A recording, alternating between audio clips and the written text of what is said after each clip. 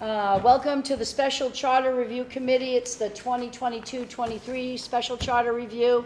Today is May 15th, Monday. It's 2023 and it is 5 p.m. We are in the atrium of the Government Center. I'm Rena Brown, your chairperson. The open meeting law states, pursuant to the open meeting law, any person may make an audio or video recording of this public meeting or may transmit the meeting through any media. Attendees are therefore advised that such recordings or transmissions are being made, whether perceived or unperceived, by those present and are deemed acknowledged and permissible. And with that, can we have the Pledge of Allegiance, please? I know there's one outside down there. Okay. I pledge allegiance to the flag of the United States of America and to the republic for which it stands, one nation, under God, indivisible, with liberty and justice for all. Amen. And attendance, please, starting to my right. Dan Robowatt.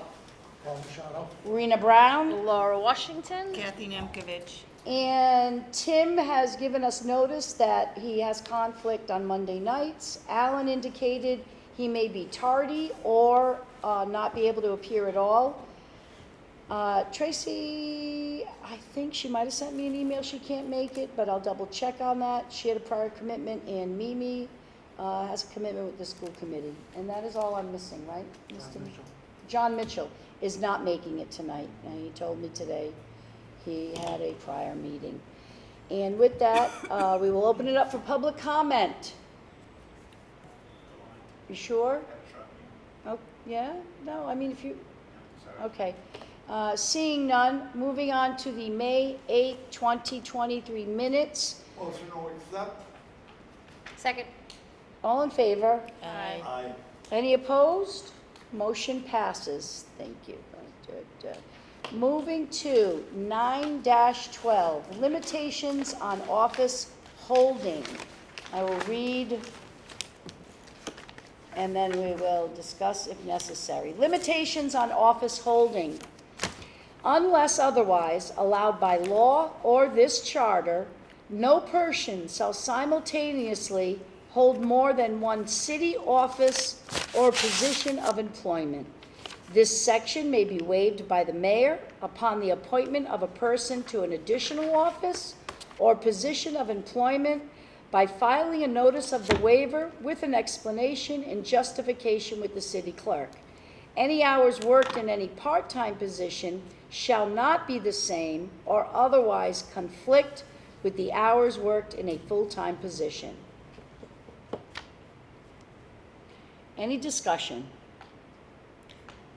We had something fixed language. I have in mind, we're going to work on different language. What was the ruling? That's the ruling. That was in Why don't we something. do- Let's go to Paul Machado. That's the ruling, was that the prohibiting him from running for city council violated his First Amendment rights. So you can't stop someone from running for office who happens to be a city employee already. So this language, I think, conflicts with that a little bit. And it conflicts with the other ones, because there's two other paragraphs on city council and school committee, because we had this discussion at length, and we fixed, let me go to it. 2.3 was about prohibitions, where it talked about a city councilor having a city job and being elected, and also in, I just want to write this down, 2-3 and, Article 4 for the school committee. hang on, We is it adopted virtually the 4-3. same language. 4-3, which is also prohibitions. Yeah. 4-3 was the school committee, 2-3 was the city council, and then 9-12. So is there a motion to, I don't know, have the language similar to 2-3 and 4-3? I like the part about the mayor and the waiver. I like that. And it's not saying you can't run for office, but I think it's certainly, it has to be fixed to mirror 2-3 and 4-3, right? Because we can't have 2-3 and 4-3 saying it's okay, Right. If you are a city employee, you can run for office. Because those said you couldn't. Well, besides that, a court already said that. Right. So is there a motion that 912, the language be similar to 2.3 and 4.3? We'll let the clerks handle the verbiage. So the only reason we have 912 is because 2.3 and 4.3 has to do with city council and the school board, Right, right? yes. Is there any They other? were specific to those. Okay. 2.3 was specific to the city council. 4.3 was specific to the school committee. And 912, it says position of employment, so I'm assuming paid positions. Are there any committees or commissions that they're paid? Like the, wasn't there a police board that used to be paid members? Some boards are paid, Same, some yeah. boards are not. I think this is maybe kind of referring to that, right? I Because if 2.3 and 4.3 is city council and school committee, maybe this 912 was for the rest of that stuff. can't tell you what that's referring to. I didn't like the language then. I found it confusing. It made it in. I voted against it. Whatever happens to it from here, let the wind fly. Is that a motion for the wind to fly? Is there a fly. motion to So change just- the language of this? Yeah. So So- he made the motion. I did make a motion. I'll Okay. second the motion. Okay, the motion is to make the language similar? Yep. Okay, and it's been, so a Second. motion made by Dan for 912 to Let the wind mirror the fly. language in 2.3 and 4.3. The clerks will do the language. And that's been seconded by Laura. Any further discussion? All in favor? I, Any opposed? Motion passes to change to 2, 3, 4, 3. 9-13, felony convictions. An elected official who has been convicted of a state or federal felony while holding office shall be deemed to have vacated the office. That's what it says. Right, we added, well, the note was from date of From the- conviction. From the date of the conviction was that change. Was that motion already made and passed? I think. I don't know. I All think righty, I'll make a motion to add from the date of conviction at the end. I make a motion. Seconded by Dan, all in favor? I, Motion passes. Add date of conviction. 9-14, enforcement of charter provisions.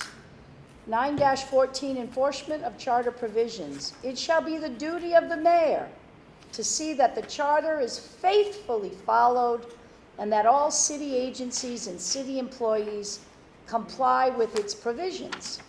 Whenever it appears to the mayor that a city agency or city employee is failing to follow the charter, the mayor shall, in writing, cause notice to be given to such city agency or city employee directing compliance with the charter. If it shall appear to the city council that the mayor personally is not following the charter, the city council shall, by resolution, direct the attention to the mayor of those areas in which it believes there is a failure to comply with the charter. The procedures made available in Chapter 231A of the general laws may be used to determine the rights, duties, status, or other legal relations arising under this charter, including any question of construction or validity which may be involved in such determination. very briefly, Madam Chair. Yes. Thank you. When this came up during the original charter discussion, to my knowledge, there was never any real discussion about enforcement, how it would get enforced, what would happen if it wasn't enforced. So if anybody wants to know, it was a non-topic, Right. really. I know that one of the comments people have made is that there was some time ago, a couple years ago, I think it was around a former superintendent's issues, that the city council was demanding that members of the school committee or the school administration appear before them. And the charter is quite clear that they could ask for anybody to come before them except the school. committee. And there was discussion about how the city council itself was kind of violating provisions of the charter by making that demand. Not only that, they spent hours on the issue too, and not dealing with like, city business. So, I don't mind the tenor of this.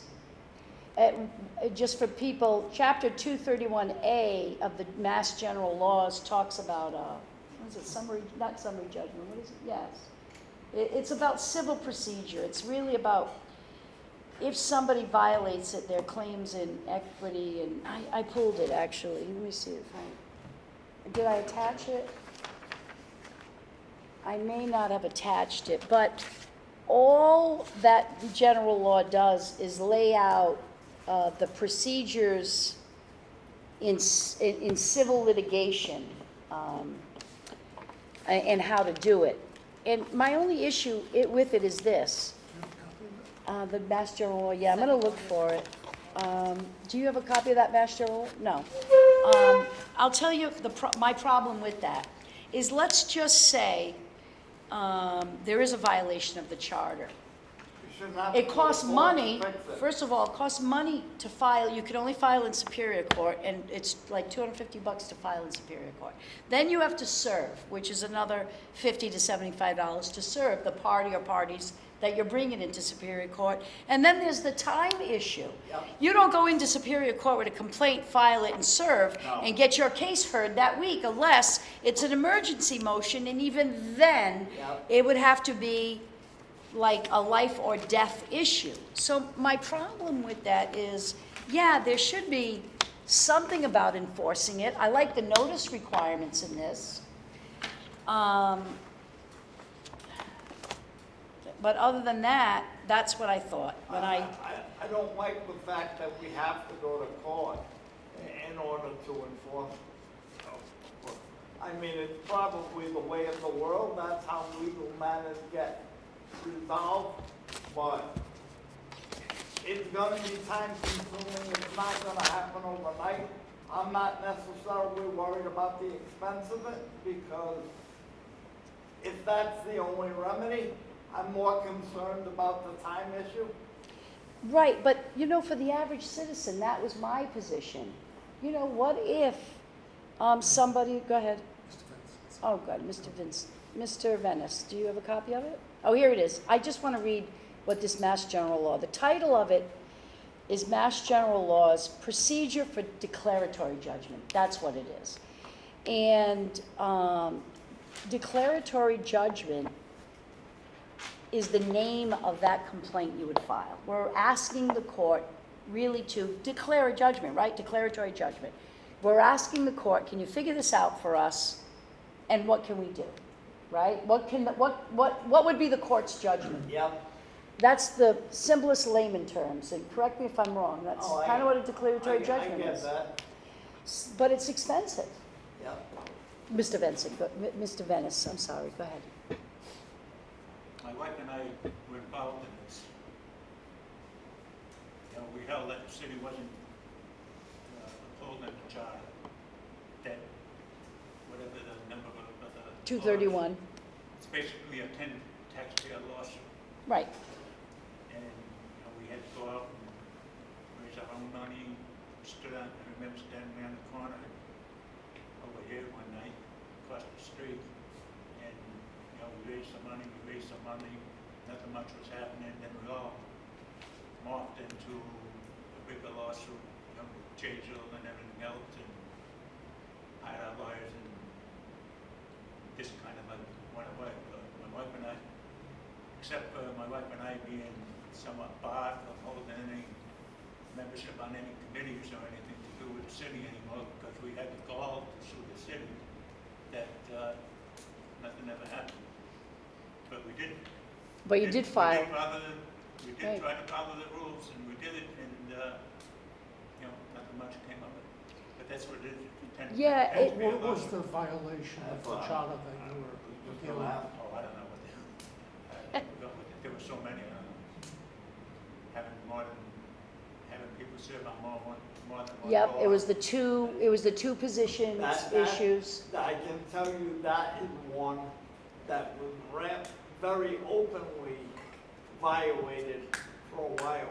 I won't swear to it, I believe part of that has now been corrected, but I won't officially say it has. But that was one violation that I used to look for, because that's very easy to find. You just go through the list and see if there's Right. duplicate people. Yeah, but the community preservation legislation But indicates that a member of the park board will be on the Absolutely. CPA, a member of the yeah, absolutely. zoning board, housing board. Yeah, So just like you could have people on that's, the housing. that's required Yeah, by absolutely. statute. There are certain boards, and I can't quote them verbatim, but there are several boards, let me put it that way, that have special dispensations or special requirements. A couple that I looked at very, very openly were not they did not fall under those requirements. But Mr. Machado was absolutely correct. The CPA, CPC, which he served on ably for a long time, is one of those. There's several others, the Historic Commission, the Historic District Commission, and others. I can't quote them, but those were not the ones that I was concerned with, because I know that those boards, those commissions, those committees, however they're titled, have those There's provisions appointments by and the governor exceptions. as well. Well, I mean, if you violate the Constitution of the United States, right? Yeah, You're always hearing about civil right violations, which is the most common one. And the penalty for violating that can be civil or criminal, right? And I always wondered, yeah, so if you violate the charter, what happens? I mean, I know it refers us to declaratory judgment, right? Let's just say that the city council violates the charter by doing something. And they go in and 10 taxpayers file something. At the end of the day, what's the penalty? Reimbursement of attorney fees? It's no financial loss, unless of course it is something over a job, right? You wanted, first of all. I mean- I would assume within, and I don't know, but I would assume that within that lawsuit, you would weigh out the alleged violation, and as part of the judgment, ask the judge to order that whatever the violation is, be Be rectified. ratified, right, be remedied. Is there so I think it's a good idea to keep the reference to declaratory judgments. Mhm. But is there a way to come up with a sanctioning mechanism before going to court? Right. So, for example, if it's the city council that is violating the charter, can the mayor do something about it? Or vice versa. Yeah. We won't just pick on the city council, we'll pick on everybody. Okay, thanks. If the Equal mayor opportunity. if the mayor violates the charter, can the city council do something? Is city council considered a city agency? City council is an elected body. Because it says whenever it appears to the mayor that a city agency, what's a city, is that in City the? councils are agents of the city. The city council is a duly elected body. Here, it's any multiple But the way member it's body, any direct department, division, or office of the city of Fall River. So that would be city council. So Mhm. that's in there then, the mayor, whenever it appears to the mayor that a city agency or I city agree with employee. Paul. There needs to be some So it's local there. remedy. Yeah, like an easier remedy than having to go to court. And I say, I mean, go ahead, Mr. Bettis. maybe if they violate the charter, whatever they voted on in violation of the charter should be declared null and void, and they have to go back and rectify it. Well, Right now, Who's if gonna null if and they void violate it? the charter, there's no punishment. Unless you've got somebody with enough guts to spend a lot of time and effort and a lot of their own personal money with hopes of getting it back if they're successful. I mean, I definitely think if if somebody files a declaratory judgment and wins, whether it's against the mayor or the city council, that they should be on the hook for any fees and stuff incurred. They, you know, Could be against the school committee. it could be the school committee, right, Could be against any board, could be against any right. part of the city that may be in violation. Madam Chairman, Yes, I'm sorry, go ahead. how about you form a committee that will hear all these violations of the charter? And, you know, you hear it upstairs in the Like a city. hearing? Yeah, have an independent hearing like. Charter grievance committee? Yeah, sort of like the grievance committee. Maybe, you know, a charter. But the, yeah, well, does that committee Give have the- to exist Right. permanently? And who gives them what authority do they have? What's their authority? Right, well, the We charter can would have give a- them the authority. The charter So if you had a committee charter is the grievance problem. committee, right, and Yeah. you, and Laura, you're,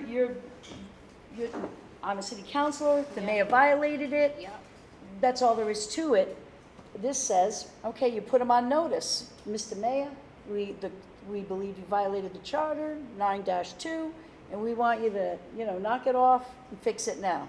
And I don't. Because I mean, that's what, as so written, let's that's play how it- it is, So let's right? play that out. So it's played out. Let's play it out. So we have a I'm the- charter, I'm violating.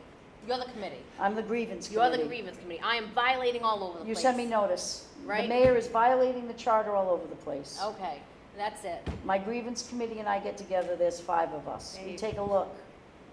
Then what? Then what do you do? And then you say, okay, I'm looking now at you're you. fine. I'm Now, hoping you have an answer here, Paul. yeah.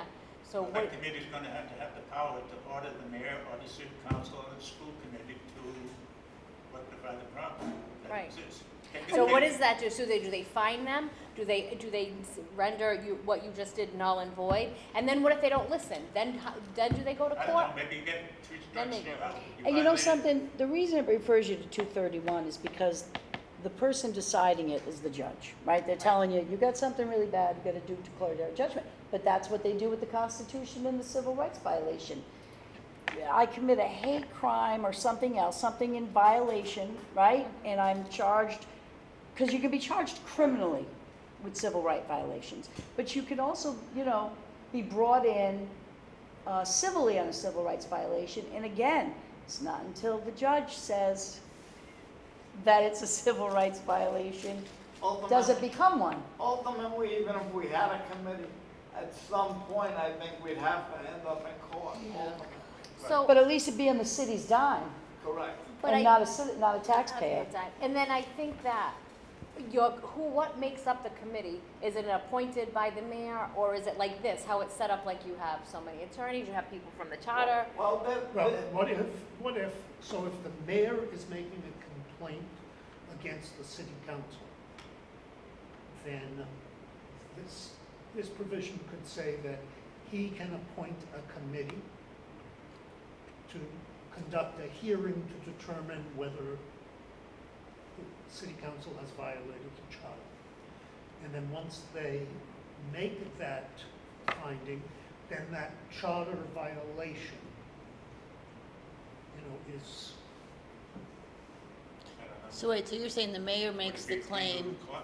city council is violating it, and I'm going to appoint these 5 people? Won't people look at that and be like, Yeah, well, those are He's your people. gonna- He's gonna stack his committee, Yeah. so why don't, so, I think it's gonna be an independent, I think I- a committee should be, I think the committee should be formed prior to any complaints being made. I think I think each administration prior, I like this committee, it should be formed. It should be a formed committee if it's gonna be done, like, Yeah, no, I'm thinking about, I mean, maybe a grievance committee can work it out. I mean, short of going to court, right? So you have a grievance committee, 5 people, they get together. Puts on the record that the mayor has violated the charter by failing to do this. And now that's a How public about it notice. goes to the legal department? Sort of like the complaint that my buddy always files all the time. Open meeting law complaint. a friend Cat, I think that, But it could be formed though in the same way, like you said, like city council puts one person on, the mayor puts one person on, whatever that is. And the school committee. Yeah. The school- Because and the the school school committee Right. can can violate Right. the charter too. If I mean, if I you did like know it. the idea of this enforcement of a charter provision. I like how notice is sent out in a formal manner, but you're right, maybe there should be like a 5-member charter grievance committee, and, that kind of, reviews it and makes a determination. Then I guess it would be up to the complaint filer to decide if they want to go for declaratory judgment. My whole Yeah. problem with this is though, that, Well, we could give the committee the authority, if they find a violation, that whatever was violated has to be rescinded. right, like, if it was a grievance committee and they say, okay, the mayor violated it, you type up something, he violated 9.2, and here's your options. Fix it, Or goes to leave court. it, or It goes to court. goes to court. Yeah, I love it. I think that's fair. I mean, there's only 3 options, right? Yeah, I think that's very, very fair. I think that that's extremely fair, because now you're mean, giving the yeah. opportunity. Like, I love the notice requirements written in here. If the sentiment of this committee is to make the charter more user-friendly, I think we title what 231A is, a little bit about, they'd have to file, or, that's the last option, you know what I mean? The first is the notice requirement. Let's say the mayor does violate the charter. City councilor, Laura goes to her peers and says, hey, he's violating the charter. They say, we agree. They send a formal notice to him. Mayor, you violated 9.1. And then the mayor should be given maybe 5 days to say, oh, all right, I didn't know, I'll fix it right now. Yeah. And then in 5 days, if it's not fixed, it goes to the charter grievance The committee, grievance committee. and they've got 7 to 14 days to come up with an action plan, almost like a service plan with TCF. Here's your service plan.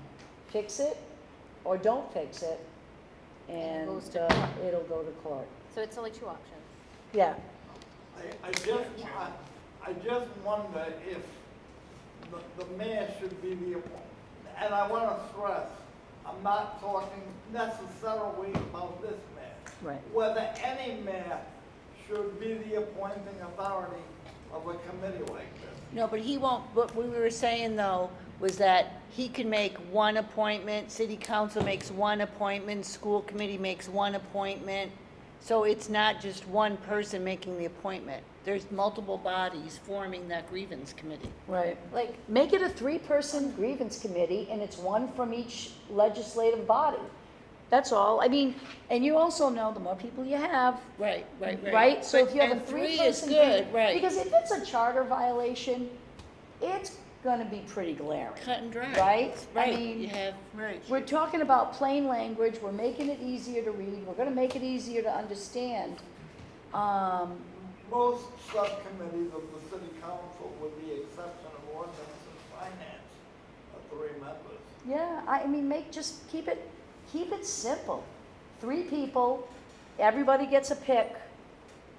And I like the notice requirements. First, there's notice. Then there's an opportunity to fix it. Then it goes to the grievance committee, and it sits there just for a minute, because this stuff, charter violations shouldn't just sit there unnoticed. This would actually be an entirely new section with new language, Yeah. because there's nothing in here about that. Yeah, like enforcement of charter provision, and then maybe you do section 9-14 small a, and charter grievance committee, or charter, I don't know what you title it, but you know what I'm saying? I like- Mr. Venice, I'm sorry, I see you. like charter grievance committee. Mr. Venice. I was gonna say, well, first of all, I think 3 to 2, maybe 5. I don't know how I would like the numbers. If you get one from each faction of government. It depends on who the grievance is against. If it's against the city council is gonna appoint somebody that's, on their side. Well, they're Well, no, gonna be they're gonna somebody appoint that in gets advance. appointed early The on. grievance committee is appointed in Way advance in before any advance. grievance But comes what I'm up. thinking is, I got a lot of experience in unions, but by the grievance, you have a hearing with the city doesn't fix it, go to arbitration. Go to an arbitrator, and the arbitrator make a legally binding decision, right? And then if they still don't follow it, then you've got a lot more clout in the court. Arbitration is a little cheaper than filing for someone. That's what I'm saying, you know, it'd be a lot cheaper for the people. And actually, if it's gonna be funky, because if it's a city committee, the city's gonna be suing itself. And people are out of it. Well, the grievance committee isn't filing the suit, it's gonna be whoever filed the complaint. If the mayor files complaints against the city council, say they didn't follow 9-1, then it's, I got this complaint against the city, I bring it to my grievance committee, grievance committee says, you're right, we're gonna fight this for it. I could act as a witness at a hearing with the city and say, hey, let's fix this. If the city doesn't fix it, then the next step would be arbitration. If they still don't do it, if they still don't follow it after arbitration, then you gotta go to court for enforcement. of the arbitration arbitrators make decision. findings of fact, but some arbitrators' decisions can be overturned by a court, and some Yeah. can't, some are binding, right? Don't documents say, you know, the findings of the arbitrator are binding, State laws get some found you can. unconstitutional all the time, so. I think you should Is there have, a motion? I make a motion to, I don't know, add language in there that we make It's a whole new section. It would be a whole new Oh, we section. add a whole new, What do Could do we- with the, Could we take 9-14, and the first section is as it is up until the line that start the last sentence, the procedures made available. So after that section, or prior to that section, we insert another section that A says, small so we, bit. a small b, so Right. we do a small a and So small and small- then this becomes the last, so just as we said, the first section addresses notice as it is. Mm-hmm, And then that last sentence, we push that down and insert a second section that talks about the Charter Grievance Committee, 3 members. yeah. 3 I like the members, three and member then the too. third stays as is. So small a, it shall be the duty of the mayor to see that the charter is faithfully followed. Mayor and city agencies call notice to appear, and if it appears that the city council or the mayor is not following it. So it says small a all the way up to failure to comply with the charter. Right. Then small b is small b. The procedures made available in chapter 231A, da-da-da-da-da. No, small- But instead of small b being that, Right. small b would be The grievance committee. after notice, So- if the violation So we has not strike been the remedied. procedures. 5 days. Right, So are we striking the procedures made available? That's become C, doesn't it? well, small a is, it shall be the duty up until the line that ends with failure to comply with the charter. It's Right. the second to the last one, that's That's A, because that's all the notice requirements, right? Yeah. Then small b would be something like, within 5 days of placing, Written the notice. party on notice that they, that they violated the notice. charter, if it hasn't been remedied, then the matter will be referred to the Charter Grievance Committee. That would be small b. Then small c would be, small b would say how long the grievance committee keeps it, and they'll send, some kind of, decision. If it's still not remedied, then small c is gonna start with the procedures made available in chapter 231A. Did you follow me? Yeah. Have arbitration before you do. Well, I don't know about arbitration. The Charter Grievance Committee is gonna act as the arbitrator here, Yeah. because you still have to pay for an arbitrator. Yeah. We don't have, and we're trying to find a way that if you think that the charter's been violated, it'll take two paths first. First, the person's placed on notice, they got 5 days to fix it, or agency, or whatever. If that is not remedied, it goes to small b. The Charter Grievance Committee gets it. They spend 7 to 14 days on it, they make a recommendation, and then if it's still not fixed, then the person has to file for a declaratory judgment. And then I was An thinking, arbitration when, decision is frequently done, it's gonna be less expensive than the 231. Who's gonna put up the money, who's gonna put up, I don't wanna be having spaghetti dinners for 2 years at $5 a head. Right, Paul? Well, and I would think that this grievance committee would also have the opportunity to bring its own grievances. Yes. So they would meet in public, there would be a time for public comment, and then people, because we might not notice a charter violation, but maybe the members of the public notice that. So they should have an opportunity to, Come present to the grievance committee what they Grievance perceive as by the. committee then sends their own notice Yeah, to whatever agency. I like that. I like it. I think that it makes it, I think it's financially feasible. I think if each legislative body has one member on there, no one can scream bias, right? I don't see it violating anybody's right to be heard. If the grievance committee is meeting in a public setting with an opportunity for public comment, Should we spell all that out Yes. in this? yeah, I think Yes. so. But I would leave it to the clerk to do the language. Yeah, but I mean. In the motion. The points. Yes. Not the language, But the the points, parts. the parts, absolutely. It's Because supposed to I be always- lawyers on this committee, right? Yeah, Who are the others, John Mitchell and? John and Alan. Alan Rumsey, Oh, me and Paul. That's right, that should But- be closed, the city lawyer. So there's a motion to make the changes to that, Yeah. and what the clerk will take the language and Yeah, tighten it up. and, you know, add their own, they meet publicly with their own grievances as Yeah. well. You know, the clerk is Do a we need good a eye for second? language. The- Is that motion seconded? I'll second it. Madam Chair. It hasn't been seconded. Those meetings be open to the public Yeah. with a period of public comment. Yeah, Madam Chair, absolutely. So there's a motion, it's been seconded, all in favor, any more discussion? All in favor? Aye. Anybody opposed to the changes to 914? All right, moving on. Mr. Clerk, did you get all that? All right. 919 states, 9-19, eligibility for health insurance and other benefit programs. No elected official other than the mayor shall be eligible to participate in the city's health insurance and related benefit programs, provided, however, that any other elected officials in the office at the time of this charter's adoption and who are receiving such benefits shall continue to be eligible for the city's health insurance and related benefit programs for as long as they are continuous elective service to the city.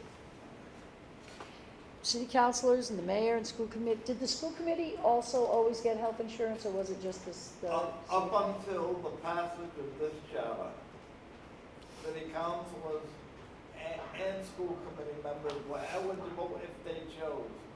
They didn't have to take it, it was an option. And you still pay a portion of it, I- however it worked out. I'm not sure how the payments are broken down. I just know that, because city councilors and school committee members are considered part-time positions. Yeah. They are. And up until the passage of this charter, They always got it. they had the option to get it. Right. They didn't, it wasn't mandatory that they got it. They had the option. Mhm. Some may have had family members that got benefits from other places. Every elected member of the city council and every elected member of the school committee had an option to get it. We struck it down with the passage of this charter. It's one of the few provisions, one of the very, very few, that I actually like in this charter. I have to agree. I don't. I agree. I don't think that they do part-time. I agree that the mayor should have it. I don't agree that city council and school committee should have it. That's just my personal opinion. And I am on the city council. That's just my personal opinion. So I have to agree with Dan on this one, although it's probably not the popular consent. I don't know, I've always agree. felt that I don't know, what part of me wants to really know the financial part of this, like, I don't know the numbers. And one of my issues is, if you want to attract,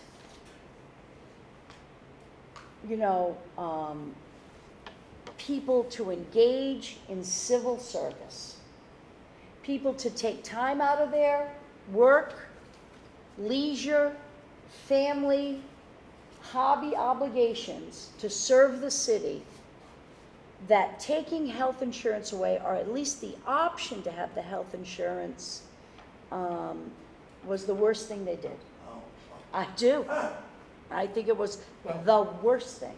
But I don't know the money Well- issue to it, but I'm you assuming. gotta give something to get something. I'm assuming that it is, there's a provision, I'm assuming that city employees are eligible for health insurance if they are full-time employees. absolutely. I'm assuming that there are some city employees who are only part-time. So that's what this language could say a little bit cleaner, is that the mayor is the only full-time elected official, so he's eligible for health insurance. City councilors, school committee are part-time essentially, so they're not eligible. And then we also have to clean up the language to deal with the Hetzler situation. So we want to make it so that Yeah. Well, I think too, because the mayor, right, the mayor is Full-time. Full-time, and we say that in here, that he could hold, right? So Right. he's the only one that we identify as full-time. So it should be that, but the others aren't, they can have a job and, but they can also be a city employee. yeah. Full-time city employee, so then they'd be eligible. Ellie. Madam Chair? Yes, I'm sorry. Thank you very much. Very briefly, and I'm going strictly from memory now, so I may be a little bit off. As I remember discussing this at length, I think what the intent was, and I could be wrong, was mainly, not that Mr. Machado is not correct, but as I recall the discussion, it was mainly dealing with city council members and school committee members.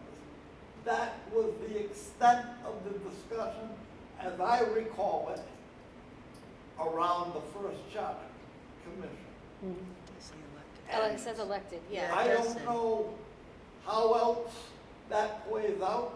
My position, as I stated it, and I think my colleague, Councilor Washington, feels the same way. I am mostly talking about members of the city council and members of the school committee. Do any part-time city employees get an option? That's, I none of think them by, do? but I think by law, so many hours, I think if you're, I don't know what the numbers are, but I think after like, I don't know, 28 hours or 30 hours, you have to offer some type of health insurance. Well, what those numbers are, I'm not an HR person, I don't know.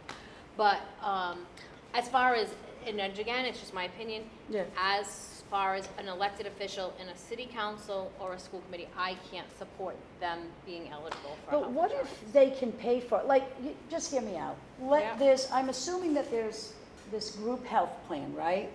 And everybody knows that these, and I'm not professing to know this, I'm just I'm gonna asking give the you an question. answer, so go ahead. So there's this group health plan that covers everybody in the city. They have some taken out of their check, the city kicks the other in. But can't you give them the option of paying for it? So here's what I would say. If you want to take your entire stipend for a city council and go on the Mass Highway and pay for it yourself, then you can do that, and the city's not on the hook for any of your health insurance. No, I'm talking about them paying the premium for it. The person If- themselves. Yeah, but why take their stipend away? I'm talking about them saying, I'll pay. Can I be part of your group? I'll pay it. Rena, Wait, you can't? we don't have information on who is eligible Yeah. for the city health insurance. Well, mean, I wanna know. I think that's a different, I think maybe city you gotta get employees are someone different. down here from Yeah. that agency. HR. They- Right. Who was that, Nick? Can we table it? I'm Table gonna it. make a motion to table. But I think uh, this talks specifically though to elected. Elected, this is elected elected officials. officials. Yeah. But I wanna know, like, you know, listen, the city council meets twice a month. Listen, And we their were- committees, listen. school committee meets twice a month and their committees. Yeah. All I'm saying is I wanna know two things. Is there an occasion where a part-time city employee has the option of getting it? And two, is there an option to pay it, to pay the 100% of it? If Laura wants health insurance and they don't offer it, but she goes to the city and saying, hey, can I join your Blue Cross? And they go, yeah, it's $500 a month.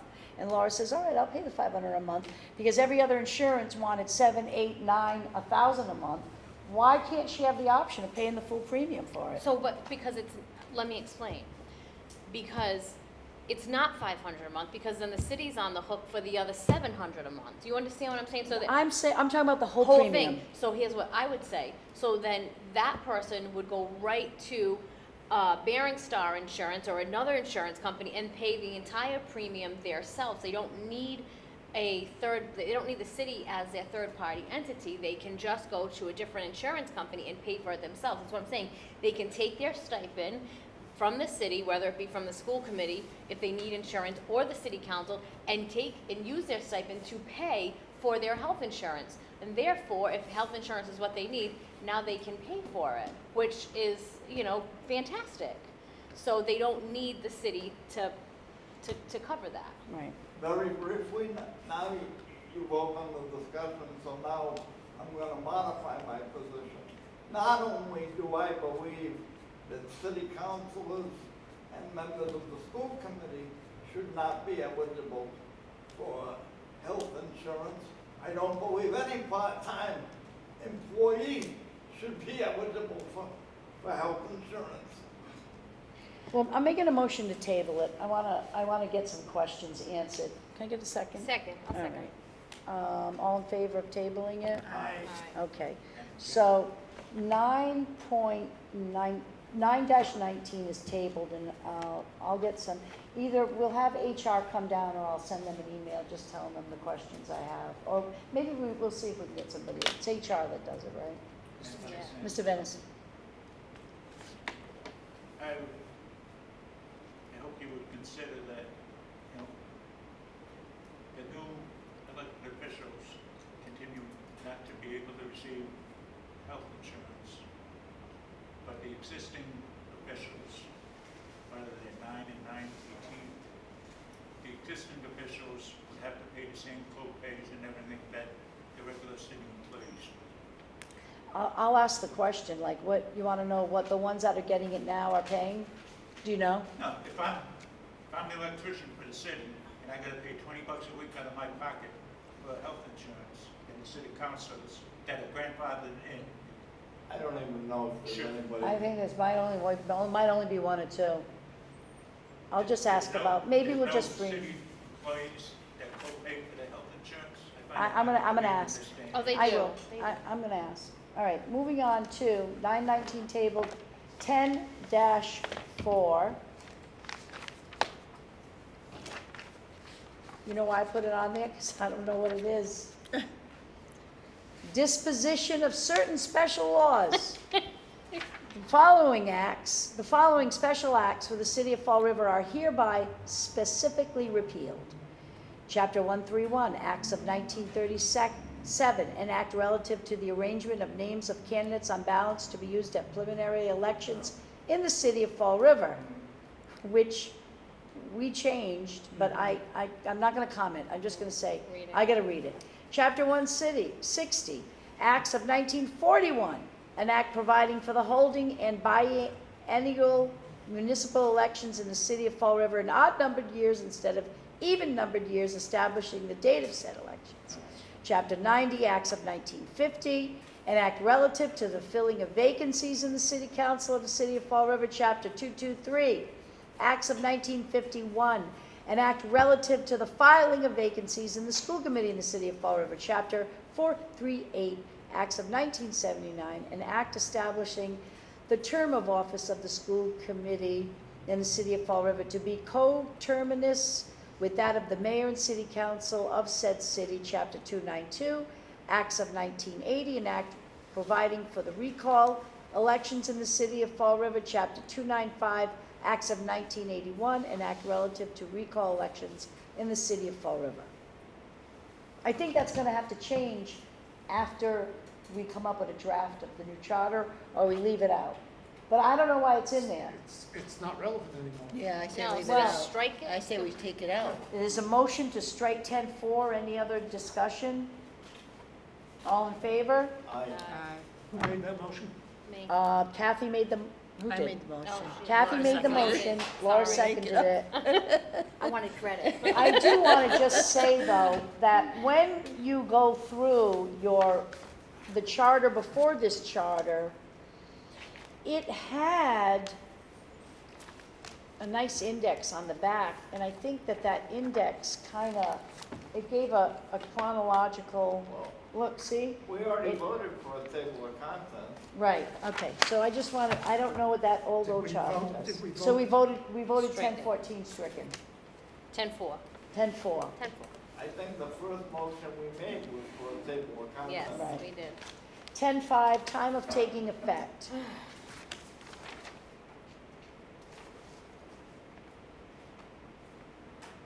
Section 10-5, time of taking Well, effect. again, is any of this relevant in terms of the dates? Well, that's the thing, I gotta read it in the record. The charter will take effect upon its adoption by the voters, except as follows. 1, Section 3.3 regarding the mayor posted vacancies on multi-member bodies shall take effect on or before February 28th, 2019. B, No longer the mayor relevant. taking office in 2020 shall initiate the review of planning needs and priorities as referenced in Section 311 of this charter by May 1, 2023. C, Section 6.2 requiring a meeting on the proposed budget will be in effect for the budget prepared for the fiscal year beginning July 1st, 2019. D, Section 6.3 relative to submission of the budget to the council shall be in effect for the budget prepared for the fiscal year Right, beginning wait. July 1st, 2019. Can I just say- E, that's for the record. Oh, okay.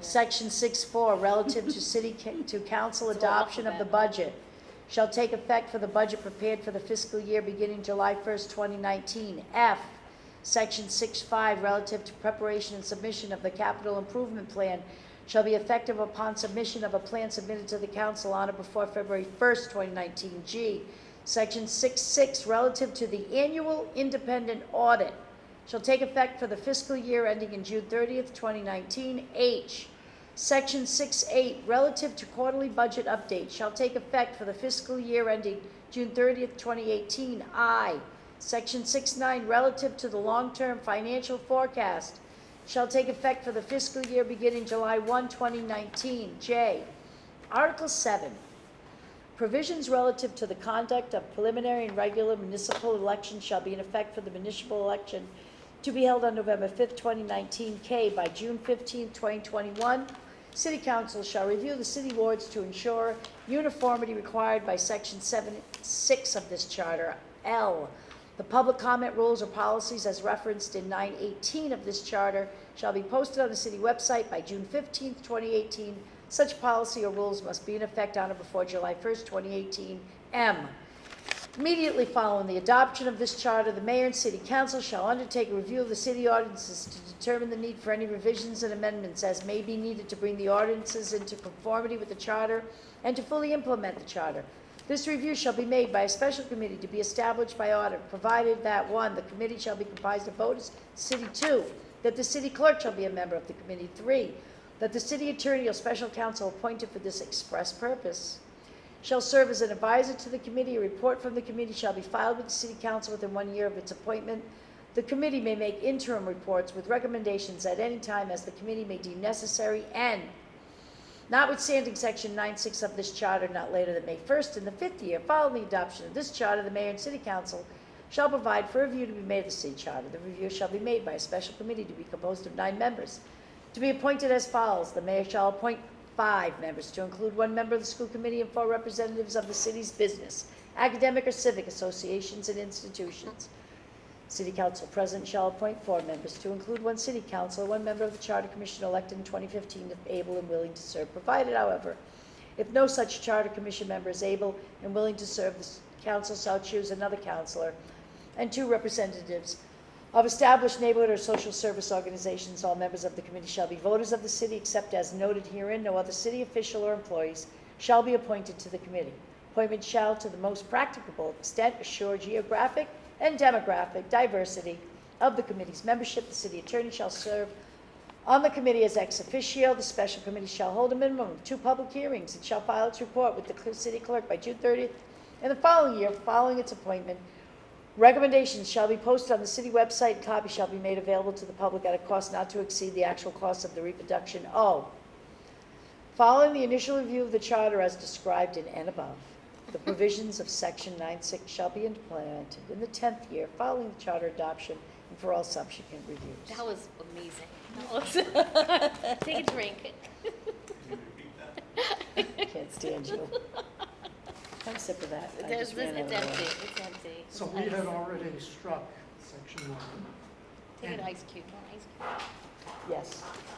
And did we strike O? I thought, I have a line through O as well. N and O went. Correct? Yep. Okay. Any other discussion? I think that the clerk has to, when the clerks for the Special Charter Review Committee start their drafts, they will appropriately, I think, address the dates, right? We can't fix it because we don't know. And I've got a question about M. This talks about a committee, a review committee. Did anyone ever, does that review committee exist? Is that us? Is that us? No, No? we're in, aren't we? Is there a motion to strike N? We already did that. N. I'm We wrong, already M. did. M. N, M, Wait, we struck N. we struck N and O. And then we strike, M. Well, No. this talks about establishing a committee to review city ordinances. Oh. There's an ordinance review committee, isn't there? Yeah. Is that a result of Yeah. this, though? There was a special, in fact, there was a special review committee. Eric Pullen was on it, Pat Casey was on it. Oh. I believe the father of the first charter, Mike Mioza. I could be wrong about Mr. Mioza. I don't think they've met in a long time. But were they created as a The result city of clerk this? was on it, and that's all the members that I can remember. So there is a city ordinance review committee? There is, and it's. What's it called? Special Ordinance Review Committee. It was designed to bring all of the city ordinances in compliance with the charter. Don't, I thought that should have been the job of the committee that's part of the city council The ordinance. on ordinances and legislation. Right. But that didn't happen. This other committee made it into this wonderful document. We now find ourselves trying to fix. So should we just amend it to have the regular ordinance Ordinance. committee bring ordinances in compliance with the charter? That only makes sense to I me. would say so. I would Is there say, a motion? Motion. second, Did you get the motion? The motion for M is to change that to state immediately following the adoption of this charter, it will be forwarded to the city ordinance committee review to bring any ordinances in compliance with the new charter. I get the tenor of it. Because you're right, I don't know exactly where, but there may be an ordinance out there that's contrary to any kind of changes, right? So there's a motion, it's been seconded. Any further discussion? All in favor? Aye. Any opposed? Motion passes to change. I have a question for Laura. yes. So the ordinance committee exists? So so we have Why an do I ordinance move? and letter, which I sit on for the city council, and they meet pretty regularly, actually. So it would only make sense that They are the ones that Review review it. And have you been doing that? No. Not to my knowledge, I'm new. I mean, for my, you know, maybe they have, and I just haven't been privy to that. So I shouldn't speak to that, but I can say that since I've been here, I haven't seen that. So. But it should become part of it. But I would say that maybe they haven't done it because there was this committee that was put together per the charter that they were supposed to be doing it. And now that Yeah, we that's take what it them, sounds like. now that we take them out of it, they can come back and do the job that they're supposed to do. So there is a committee that exists as a result of this charter? Who sits on that? Well, that's what we were saying there. I'm not quite sure. It was former Councilor Pat Casey, former Councilor Eric Coolin, Okay. Can we say possibly, beloved Pat Casey? Mr. Mioza, I can't recall whether he was on it or not. Allison Bouchard, then Allison Brett, I believe, maybe not, I don't know. The city clerk was on it, Garen, she's still the city clerk today. Her name may have changed since the passage. I know for a fact that former Councilor Goodwin was on it, former Councilor Casey, possibly Mr. Mioza, and I know for a fact the city clerk was on it. And the city attorney is supposed to be on it. I don't know about the city attorney, Yeah. I'm not gonna speak to The the, city whether attorney or the city special attorney was on counsel. it or not. Mr. Venish? Yeah, that committee was formed, Mike Mayoza was the chairman. And all they did was go through the past ordinances. And every time they mentioned charter of 2015, they updated to 2020 or whatever the date of the new charter was. They didn't change any ordinances, they didn't really. They just changed the They date ju- Yeah. when they were referring to the They went charter. through- I don't know how they do it electronically. but I they- get you. They scanned the whole, every ordinance in the city. Signed and replaced. Okay. And when it was out of date or referred to the old charter, they brought the data from the old charter and put it in. They didn't bother seeing if those ordinances are. Seeing if any ordinances conflicted with it. Right. Like, let's say there's an ordinance in a city that says a city employee can't run for office, right? They would have to change that ordinance. Correct. Right. So let's let the ordinance committee.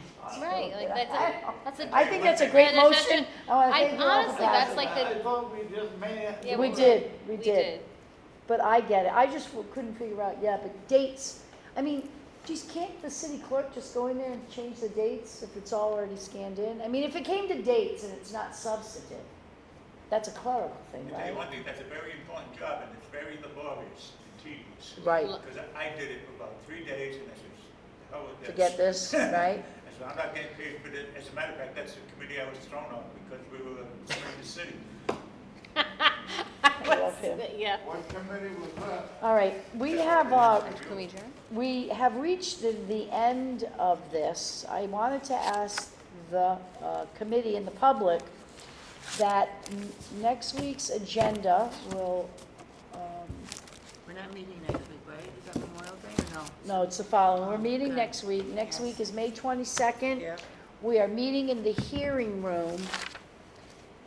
And if any committee member or members of the public would like to revisit a section to discuss it, they can email me. How about any sections that we didn't? And we discuss? didn't discuss. If there is something, anybody, just email me or the clerk or the committee. Yeah. Send me a letter, a text message, and I need it by, today is Monday. If I don't have it by Wednesday, it's not gonna make it in the agenda by Thursday, because I send the agendas in early. Yeah, right. I do. Very good. Right, good. So if I don't have it by Wednesday night, it won't be in the agenda Thursday, so. Motion to adjourn? Second. All in favor? Aye. Motion Oh, passes. I love these numbers. That's Time great. good. 6:05.